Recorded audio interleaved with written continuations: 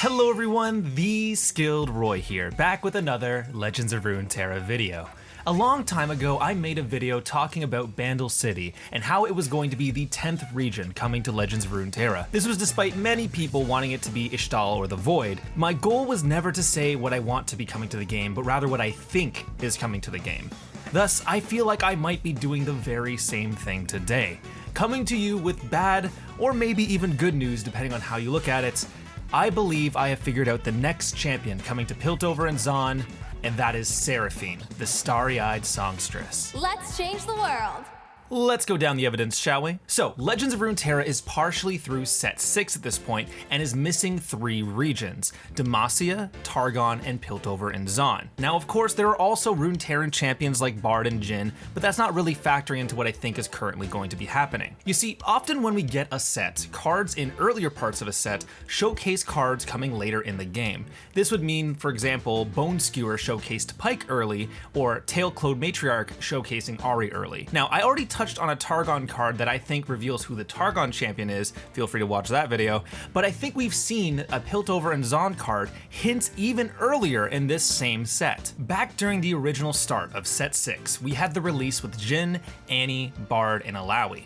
This expansion was pretty cool overall, but one of the cards that came out was very odd. You see, previously, I guessed that equipment was coming to the game based on how bad a particular landmark card was. I surmised that the only way the card Paper Tree would be good was if a new type of attachment was being added. And I suspect that the very same thing is happening right now. Check out this card, Discreet Invitation. Discreet Invitation is a 2-mana burst speed spell in P&Z that creates a fleeting Shady character or Chempunk Shredder in hand and reduces their cost by 1. Now, this card allows you to choose between creating one of 2 rather niche P&Z cards, paying essentially a net 1 more mana for what they're normally worth. I don't think I'm exaggerating when I say I have literally never seen this card ever played in any game. It is so bad that it falls into the same category that Paper Tree did, where it seems so bad, but perhaps only because we don't know what it's supposed to be for yet. Next, I want to draw attention to what the card's art is depicting.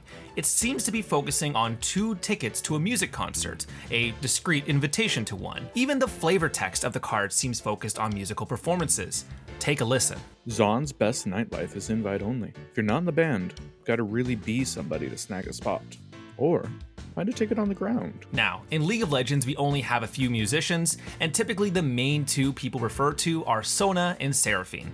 Sorry, Karthus. But obviously, with Sona's background typically being in Demacia or Ionia, a concert happening in Zaun, the same region as Seraphine, seems to be pointing towards her instead. But that's not all. This isn't even the only music-themed card we got in P&Z. We also got another card in the very same set, Sputtering Song Spinner. Here's its flavor text. Zaun's first song spinner was surprisingly reliable. The only downside was no one could figure out how to control the volume. Now, besides the obvious music connection that we already went over, what's really interesting here is that this flavor text actually seems to be a direct allegorical reference to Seraphine's backstory. You see, Seraphine's biography actually details the early beginnings of her dealing with her specific type of sound magic. You see, Seraphine's magic ability allows her to hear the souls of people, and their souls playing out a song that corresponds to their particular desires. The problem was Seraphine had no control over her power at such a young age, and the volume of all these different souls, all disharmonized from each other, made it impossible for her to live a normal life. She would be literally hiding, shivering in a corner, attempting to cover her ears,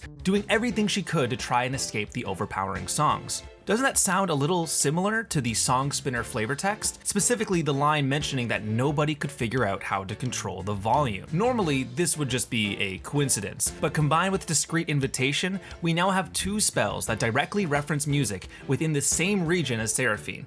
That's a little bit more than just a coincidence, especially with the other evidence I have. See, next up is the new mechanic that was added just recently called Flow. Flow is a new type of effect that gets bonuses for when you play 2 spells or skills.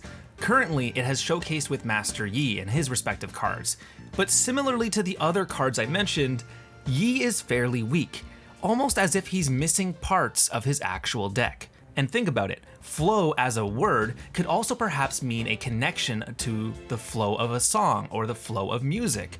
Not to mention, both of the previous cards I mentioned both activate flow, with Sputtering Song Spinner giving you a bunch of spells, and Invitation being a spell that gives you a follower with a skill, which also therefore activates flow. And if you want to get even further, Seraphine's main passive in League of Legends allows her to empower spells to cast them twice.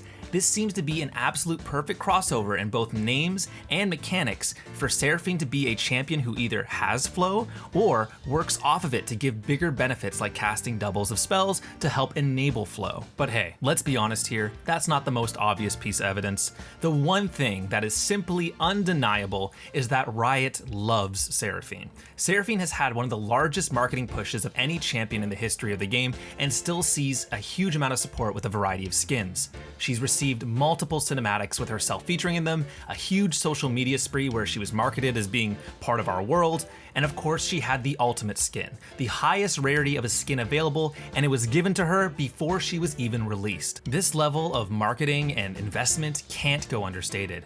She's so popular, in fact, that she already has a spell featuring her in Legends of Runeterra already with Give It All, which was added during the KDA event. When we're talking about one of the most pushed and advertised characters in recent memory, I can only imagine that she is going to be heavily prioritized when it comes to her arrival in the game. But finally, I have it. The final nail in the coffin, the indisputable evidence.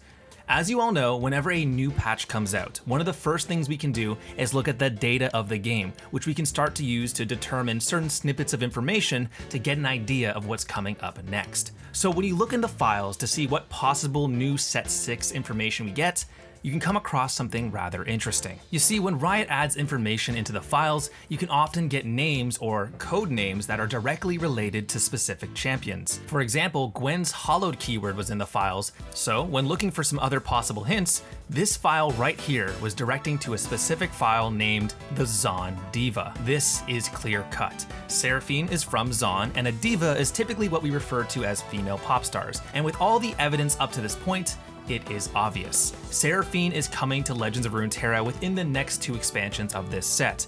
I can't speak to which one specifically, but either one is pretty good odds, and my personal bet is the next one, but you know, I have no true evidence of that. But anyway, thank you so much for watching. It's actually a little funny. This channel originally started with me talking mostly about the Seraphine theory for League of Legends, and now I'm here talking about her in Legends of Runeterra. It's been kind of a wild ride. As always, if you liked the video, I'd appreciate you hitting the like button and subscribing to the channel if you want to see more.